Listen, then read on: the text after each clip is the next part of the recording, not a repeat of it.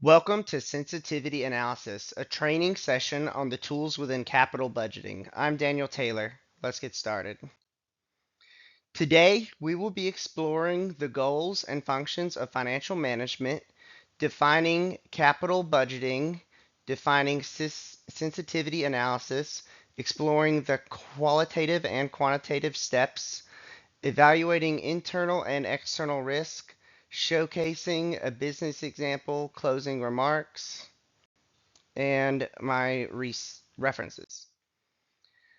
I'll allow you to read this definition yourself, but the bottom line up front is that your goal in financial management is to grow the business and pay the shareholders. Your core functions as financial management or a financial advisor is allocating resources for upcoming projects, minimizing the risks to the business, paying dividends to the shareholders, and making smart investments to secure the future of the business. Before we can discuss sensitivity analysis, we must first define capital budgeting. Capital budgeting is whether or not you take on a project or make an investment based on how you think it will aid the business in the future. When a financial advisor is making capital budgeting decisions, he or she is deciding if the business should exchange their current funds and time for future benefits and growth.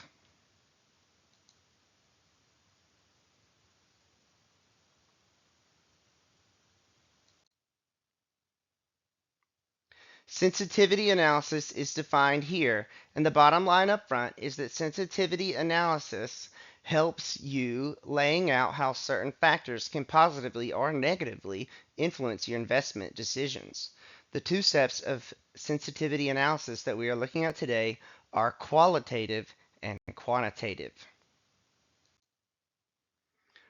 Qualitative steps are the what and why behind the potential decision.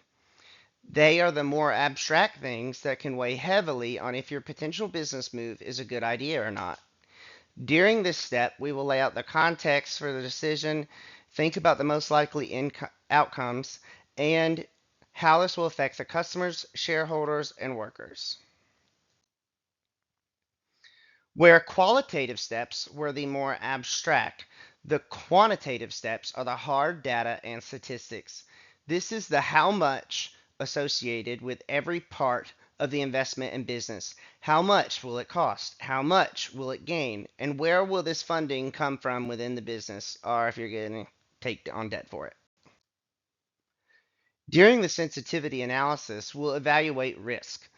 For us, risk is going to be broken down into the risks that we can easily foresee and mitigate internally versus the external risks that our business has little to no control over but still has to attempt to account for. Internal risk are things like risking your reputation if you enter a slightly more diverse market with your new investment or product, over-investing or taking on too much debt while you're attempting your venture, and overworking or overestimating the experience from yourself, your management team, and your employees. External risk are things like natural disasters, recessions, inflation, and political changes or laws that may affect your business in the future. We must factor in these risks while budgeting our capital. We will try to mitigate all of our risks that we can, and we will over budget for risks that we cannot control. We should plan a monetary and time buffer into the project to protect the company if things go over cost or snags happen that cause you to miss critical expected deadlines.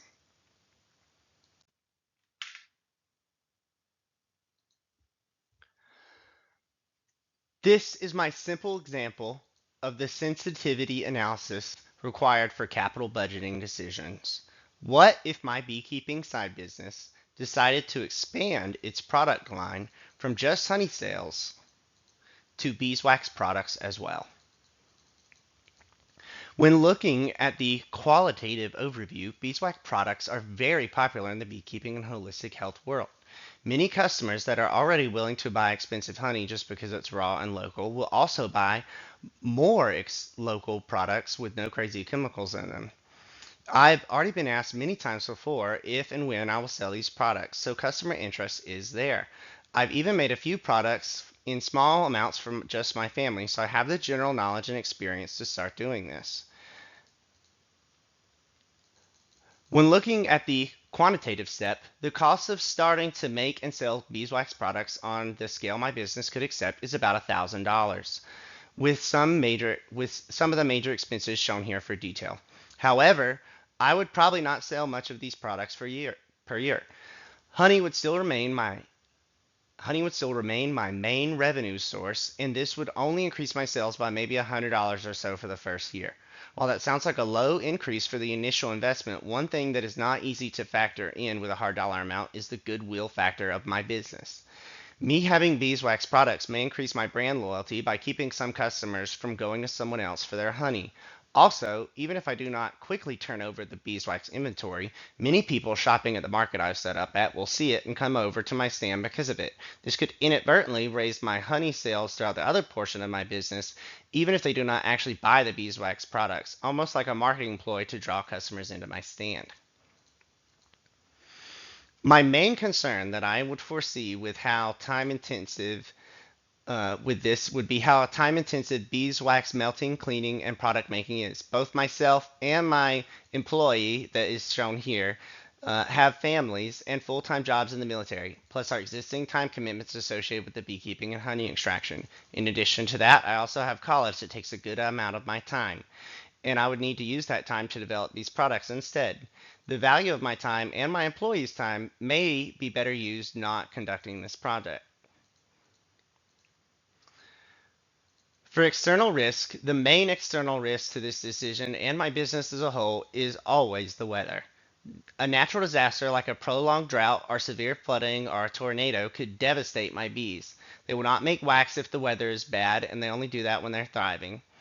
My business, like many agriculturally based businesses, is very seasonally dependent, and the weather can make or break you.